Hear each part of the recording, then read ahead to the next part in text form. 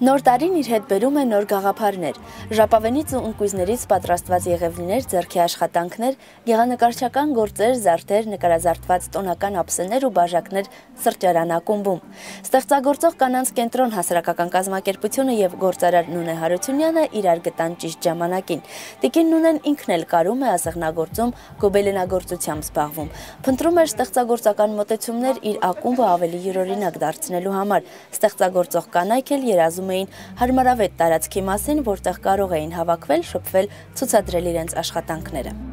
Նրանց աշխատանքների միջոցով մեր ակումբն էլ դարձավ ինքնատիպ, ոչ նմանը չունեցող, ինչ-որ մի նոր ուղղություն առաջարկող,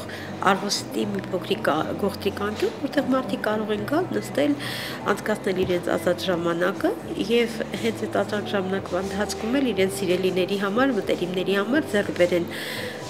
գեղեցիկ նվերներ, որոնք պատրաստված են սիրով, պատրաստված են ձեռքով։ Գեղանկարիչ տիկին Սուսաննան նշում է, որ իրենք ամեն տարի կազմակերպում են միջոցառումներ, բայց այս տարվա նախաձեռնությունն ավելի յուրահատուկ էր։ Եվ այստեղ մի հարց էլ կար, որ մենք ուզում էինք, որ ցուցահանդեսները լինեին ցուցահանդես վաճառք, ոչ միայն ցուցահանդես գործերի ցուցադրում, նաև մարդկանց աշխատանքները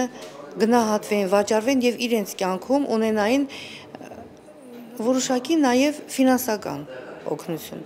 Իրենք իրենց աշխատանքը տեսնելով եւ ուրախանում են եւ ուրիշներին են ուրախացնում եւ տրամադրություն են ստեղծում։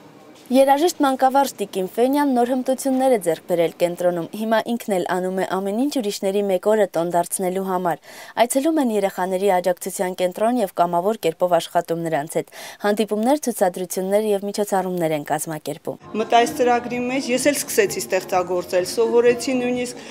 դիզայներ ֆլորիստիկա սովորեցի, սեղանի ֆուրշետ սովորեցի, միշտ մտածում էի, որ ինքս էլ մի բան անեմ։ Ամեն հանդիպումից հետո մյուս հանդիպում արդեն նոր ստեղծագործական շնչով սկսում են ստեղծագործել։ Մենք մեզ վերագտանք։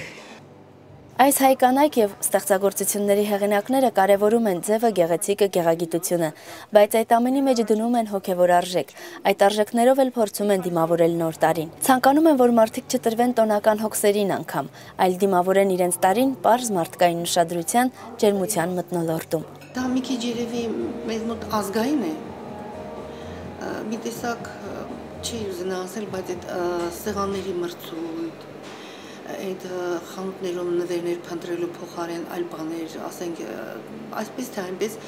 ամբողջ տարին անց են կացնում, կարելի է դա արդեն գեղեցիկ մատուցել, ոչ թե ուժից վեր բաներ անել այդ մի օրվա համար, որովհետև դա մի օր չի, դա մի ամբողջ տարի է։ Երբ առավել ևս մեր հայ ժողովուրդը, որոնք ընդամենը տարվա մեկ օրվա համար կարող են ամբողջ տարին ընկնել պարտքերի տակ,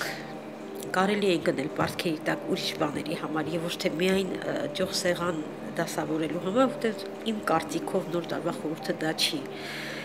Դա պիտի ուրախություն բերի բոլորի։ Թող 13 թվականը լինի ուրախության, երջանկության, առողջության, միաբանության եւ սիրո տարի։ Ձևի եւ բովանդակության ներդաշնակություն արժեքների ճիշտ դասակարգում։